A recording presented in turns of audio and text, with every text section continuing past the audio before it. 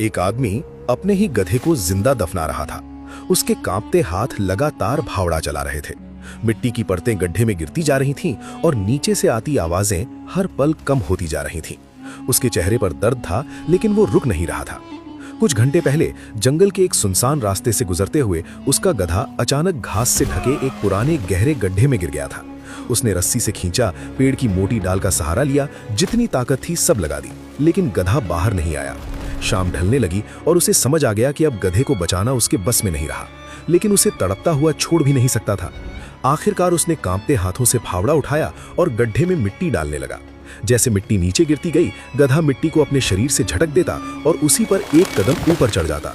कुछ ही देर बाद वही मिट्टी जो उसकी कब्र बनने वाली थी, उसकी सीढ़ी बन गई और गधा बाहर निकल आया। साइकोलॉजी में इसे कॉग्निटिव रीफ्रेमिंग कहते हैं। जिंदगी हमेशा तुम्हारे साथ क्या करती है ये तुम्हारे बस में नहीं होता, लेकिन तुम उस मुश्किल का इस्तेमाल कैसे करते हो यही तय करता है कि तुम उसके नीचे दबोगे या उसके ऊपर खड़े होकर बाहर निकलोगे। इसलिए अगली बार जब जिंदगी तुम्हारे ऊपर भी मिट्टी डाले, उसे झटक देना, क्योंकि कई बार जो चीज तुम्हें दफनाने आती है वही तुम्हें ऊपर उठाने का रास्ता बन जाती है।